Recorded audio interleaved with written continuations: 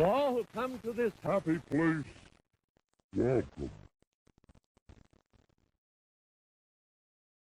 Now, the Haunted Mansion by itself as a ride is pretty spooky, but what about the real-life inspirations for the Haunted Mansion? Those have gotta be even more spooky, right? You might even say they're creepy. And yes, you would be right in thinking that they are both creepy and spooky, because today we are going to be talking about the real-life inspirations for the Haunted Mansion. I love talking about haunted stuff. The Evergreen House in Baltimore, Maryland is often cited as the inspiration for the outside or the facade of the Disneyland mansion. And I can kind of see it with the columns and everything, but to me it just looks like some sort of Roman temple. Another commonly cited inspiration for the outside of the mansion is the Shipley Lydecker House in Baltimore, and, oh, yep, that's the Haunted Mansion. That really clears things up. The house was considered out of the ordinary because of the lace ironwork on the outside, which has been translated very well into a very beautiful shade of go-away green at Disneyland. Meanwhile, the Walt Disney World Mansion was inspired by this illustration by artist Joel Rathbone. Either him or Henry Lichten. I keep finding conflicting sources on that. When it comes to the inspiration for the inside of the mansion, though, things get a lot more chilling. Traveling from sunny Anaheim, California to hair-raising San Jose, California, we visit the Winchester Mansion. Now, this haunted house was once the home to Sarah Winchester, heiress to the Winchester fortune, like Winchester as in rifles. After seeing a psychic medium in Boston, he told her to move west to California and to build a house. Not just to build any house though, but this house would be built to contain the restless spirits of people killed by the Winchester rifles. And if you're having a house party for a bunch of ghosts who were killed by an entire brand of rifles, the house has got to be pretty big. So Sarah Winchester infamously kept building onto the house until she died. Before an earthquake in the year 1906, the house was 7 stories tall. The house has several odd features, like a staircase that leads to nowhere, which can be seen in the Haunted Mansion at Walt Disney World, except there's a lot more staircases. Ken Anderson tried to recreate the overall ambiance and feeling you got inside the Winchester house at the mansion at Disneyland. And me, personally, I think, yeah, it's pretty scary. Good job, Ken. And lastly, the tale of what is now Constance Hatchaway, but used to be the Black Widow bride in the attic, is a very common story told throughout history. The story of a bride who is either left at the altar or who killed her husband-to-be, racked with either guilt or anger in the afterlife and cursed to stay on Earth forever until she can find some sort of penance. That obviously serves as some sort of inspiration for the bride in the attic. So today we covered some spooky locales. What is your favorite haunted house that's not at Disneyland? Let me know down in the comments. Make sure to subscribe and ring that notification bell to be notified when every single one of my 31 videos goes live, and I'll see you all here a little later.